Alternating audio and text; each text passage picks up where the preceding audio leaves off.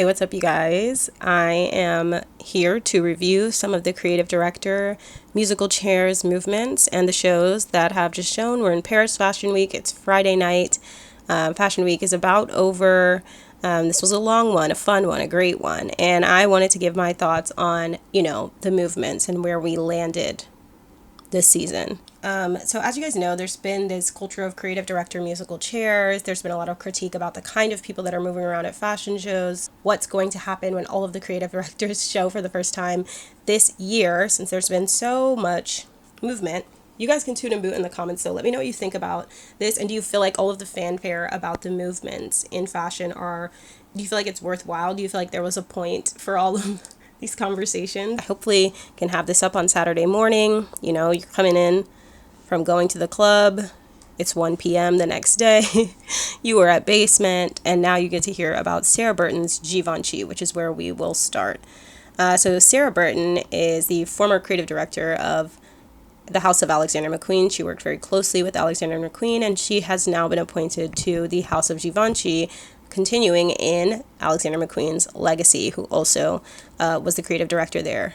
For this collection, for fall 2025, her first debut at the House of Givenchy, she says, "We went back to the foundations of the archive," and talks about how there were twists on the foundations, exaggerating of the proportions and dramatizing things by shrinking and exploding them and then modernizing them. I love the sculptural blazers, the contoured to the woman's body. I think that Sarah Burton is a master at that. And also, coming from the House of McQueen, you would expect nothing less but extremely fine Savile Row level tailoring, right? I mean, that expectation of precision is something that comes with Sarah Burton's work. It's also really important to see a woman designing women's wear as a creative director of a fashion house. And so I think it's a really good breath of fresh air, especially at a time where women are losing each and every human right, period.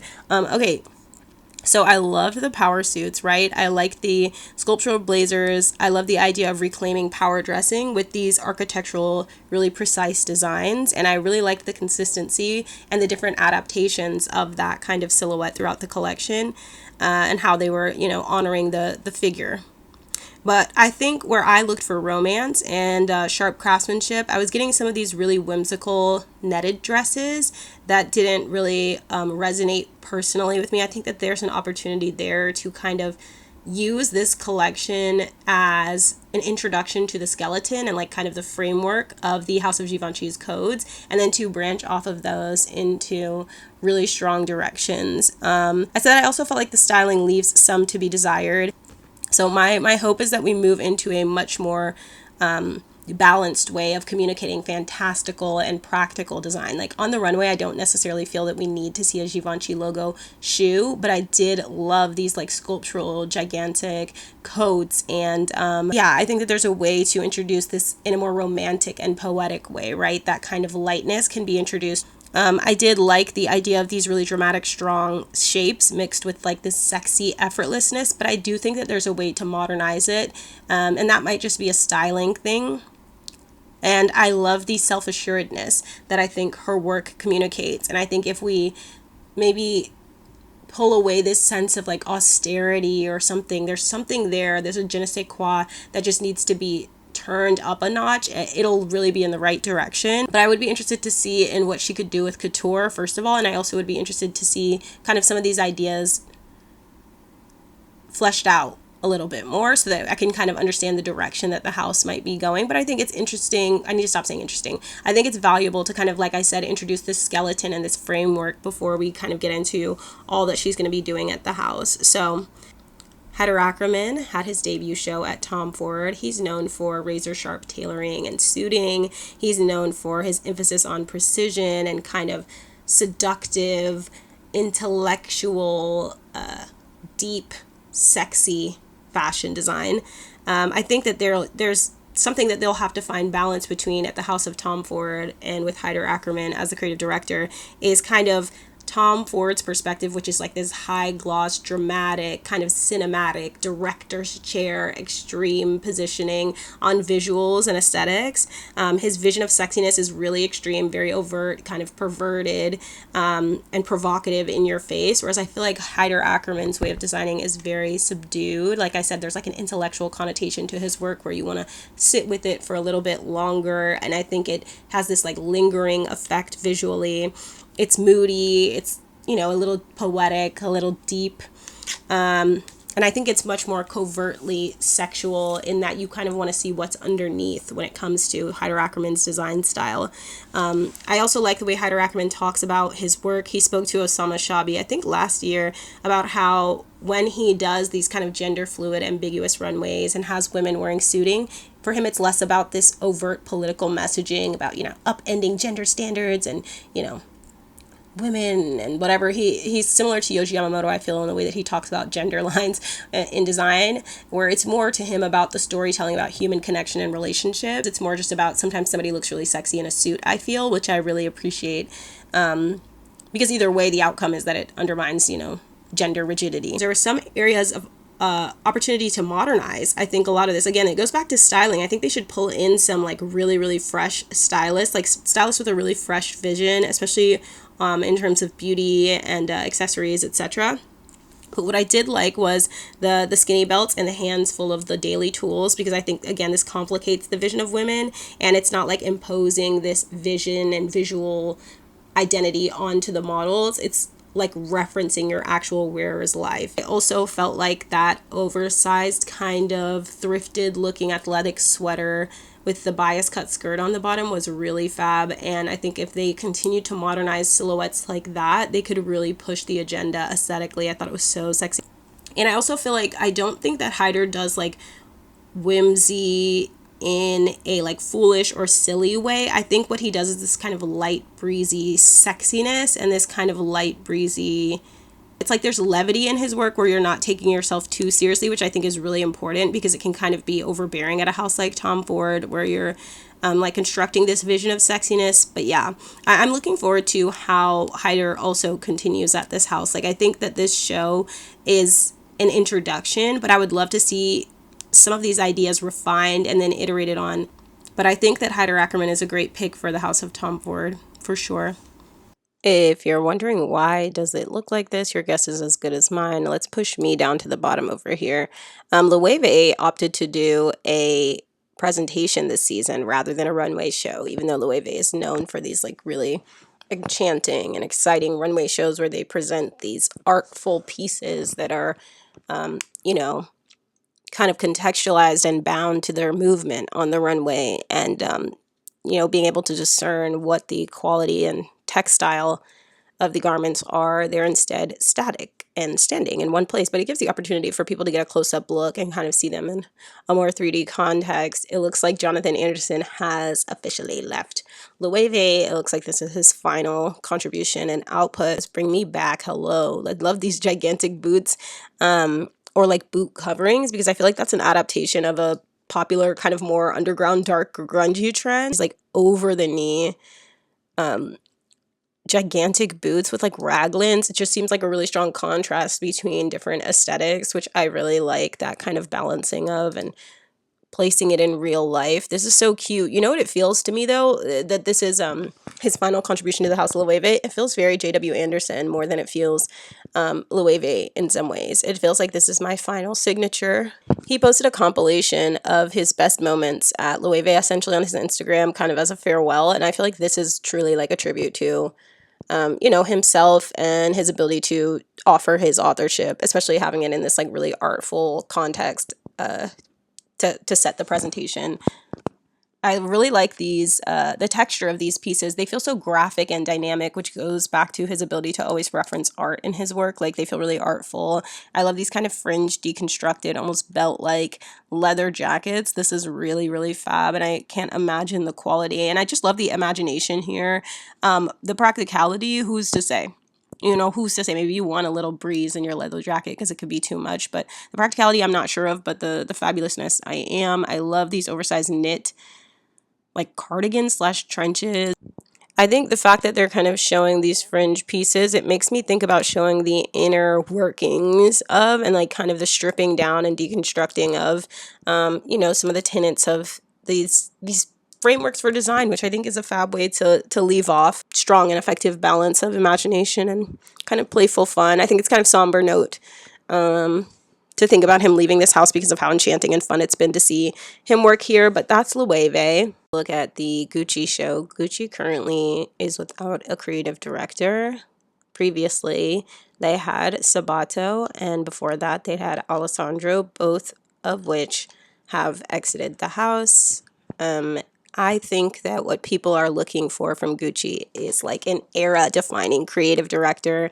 And in the interim, it looks like they're kind of returning to the house's codes, but also taking on some modern interpretations and doing some riffing on broader culture. Like a lot of people have compared this collection to Miu Miu. I do see the Gucci isms, to be honest, but I can see how people would connect the styling to Miu Miu. I love some of these lace pieces, and I love the ways that they use color. It feels very true to Gucci in a way that I think people don't remember because of the direction that they've had over the last few years and seasons. So I like this kind of return. It feels really playful and really exciting, and I think it gives the next creative director the opportunity to take on these codes and tenets of Gucci to drive them into a really era-defining direction, especially because of the losses that they've had and kind of falling out of public favor. I think that there's a huge area of opportunity here to firmly grasp some of the direction here and kind of take it into a creative director's spin on these pieces and the Gucci codes. Like, I think that they need to not be super broad and try to appeal to everyone and every trend. And I think it would be much more modern for them to have a very distinct direction, especially because culture right now is about like collectives in real life and communities in real life and subcultural identities, and like specifically carving out real identities that feel really authentic. Not only should they lean into experience the way that Miu Miu and Prada has, but they should lean into a very distinct code. I think sometimes they are relying on this idea that making pieces that are universal and appeal to everyone is going to be, a better opportunity for their brand. But I actually disagree. I think they need to make very sharply distinct, exclusive, alienating pieces that make it clear that they have a direction. Like, that's what I think will bring them to that kind of Tom Ford era-defining moment. And if they're just trying to speak universally with every collection or do quiet luxury or minimalism, which doesn't really reflect a modern sentiment, they're going to miss out on a lot of opportunity to recapture that audience and re-enchant that audience. So I'm looking forward to them getting a creative director, but I actually liked this collection and the color and the excitement of it. I think if they lean into the way that Gucci does this form of styling with the big goggle glasses, and kind of they lean into maybe some of the very early 2000s, mid 2000s even, Gucci styling, they'll be able to carve out a voice that really appeals to people. I think that brings us to probably the most universally loved and exciting collections thus far throughout Fashion Week, which is Dries Van Noten. I haven't seen a negative opinion or even critical opinion, which is fine to be critical, but I've not even seen a critical opinion about Julian Klausner's Dries Van Noten Fall 2025 debut at the house. I mean, it's divine. What more is there to ask for?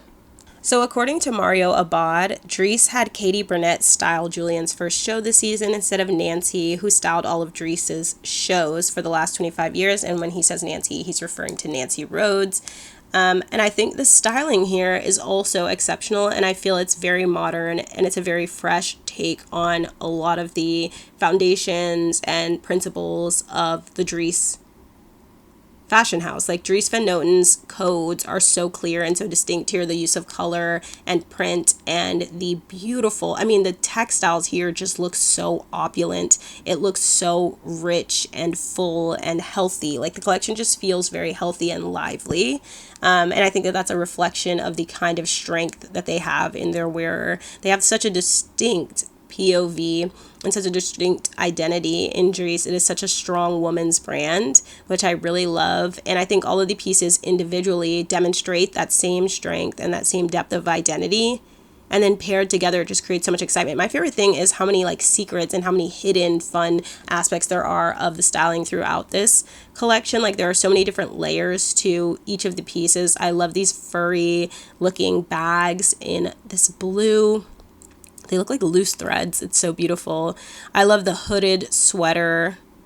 I mean, just the textures and textiles, the closer and closer that you look, the more that you see the dedication to the detail and the quality and this like precision in terms of design. It is just so juicy. They're so full. I love the paillettes. I love all of these like outerwear pieces styled with the most glamorous occasion wear, the accessorizing, the headwear, and the beading.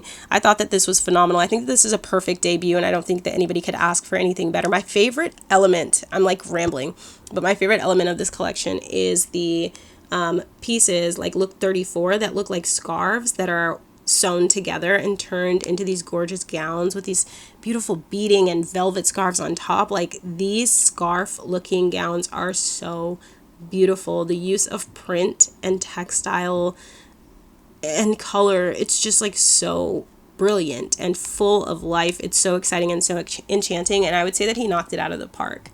I think this is a great way to serve the Dries Van Noten customer and to excite people at Fashion Week and to really activate that brand. But I mean, the styling is impeccable. The story, the color story throughout transitions from these dark black looks to white into this kind of grayish brown or burnt orange, purple, green, blue, and then lands back on this kind of like rainbow of different colors. It's just so brilliant throughout. I have nothing negative to say about this collection. The tassels on these waist belts on the final look, I would have given a standing ovation as well. Like this is the way that you honor and demonstrate reverence for your customer, by actually putting out good, challenging fashion. The tasseled dresses, just perfect. Everything about it is so divine. I think that the way that the prints and the color and the different textures play with each other across the collection, it's almost like they're dancing, or like the colors that you see in a fire or something that occurs naturally. I just think it's such a beautiful, perfect collection. I don't even have words. I don't have a bunch of theory or concepts or, academic language to apply to the collection. I just think it's beautiful. And I think that the Dries customer is very lucky that that was the creative director that was appointed to their fashion house. If that's your North Star, Dries Van Noten, you're very lucky that you got Julian to guide you. So that's what I think about some of the collections at Fashion Week. I'm about to change shirts and talk about the other collections like Rick Owens and a few other of the girls, so stay tuned for that video as well. But that was just my wrap. I hope you guys enjoyed, and let me know what you guys thought. And do you feel like the musical chairs conversation has been worthwhile with all of this? Like, do you feel like there was a point to all of this musical chairs? Do you feel like they're moving people around for success? Do you feel like maybe they need to start looking elsewhere and not just within the talent pool already existing in the fashion industry? Let me know what you think, because I definitely have a lot of thoughts, which I'll tell you on TikTok Live. Okay, I love you, bye.